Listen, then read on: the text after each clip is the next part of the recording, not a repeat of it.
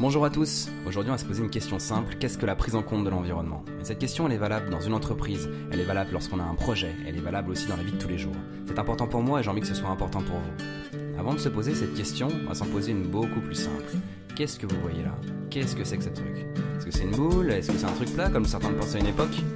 On va répondre à cette question-là. Pour ma part, je compare toujours la Terre à un vaisseau spatial. Un vaisseau spatial dans lequel on est tous enfermés, les uns avec les autres. Moi, Tina, Stevie et Fallait, on est tous là-dedans. Pourquoi un vaisseau spatial?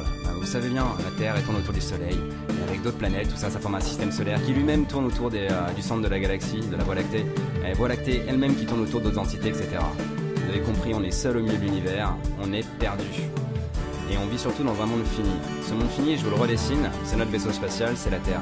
Ce monde fini possède, vous savez, des ressources finies. Ces ressources, elles sont infinies, elles sont nombreuses, la biodiversité animale, des ressources minérales, la biodiversité végétale. Il y en a beaucoup, mais il y en a un nombre limité.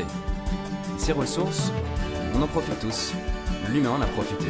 On en a profité pour se réchauffer en coupant du bois, pour manger par exemple en tuant des animaux, pour boire, en prenant de l'eau douce, etc. Et plus on est nombreux, plus notre impact sur ces ressources-là a un effet important. Et cet effet, jusqu'à bâtir une civilisation, il est maximal. Un savant disait, rien ne se perd, rien ne se crée, tout se transforme. Oui, c'est Stevie, ça n'a rien à voir ici. Donc, est-ce qu'on est condamné à vider la planète de son contenu pour ne voir que des humains à sa surface? Est-ce que c'est vraiment sans espoir? Nous allons répondre à cette question par non, parce que la Terre, elle est résiliente. Le Soleil, lui, il envoie de l'énergie sur la Terre. Cette Terre, elle a transformé cette énergie en beaucoup de choses. Une biodiversité animale, végétale, elle a fabriqué des humains, etc. Et tout ça, ça a bien fonctionné pendant un certain nombre d'années, jusqu'à temps que l'équilibre se casse. Pour moi, pour penser l'environnement, il faut penser le temps. C'est important. Pourquoi? Parce que la Terre, elle, son temps, c'est des millions d'années. Celui de l'homme, c'est des dizaines, des centaines d'années. Deux choses incomparables.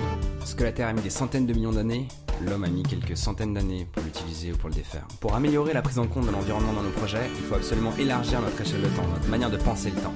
Cette manière de penser le temps, il faut l'utiliser sur plein de paramètres différents. Sur l'énergie, sur la biodiversité animale, sur le social, sur l'humain, sur tout ce que vous voulez, sur l'eau. Il y a plein de domaines dans lesquels il faut penser comme ça. C'est comme ça qu'on prend en compte l'environnement. C'est comme ça qu'on pense aux générations futures, pour éviter de leur faire subir nos erreurs.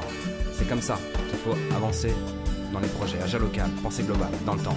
C'est ça, mon projet Tina.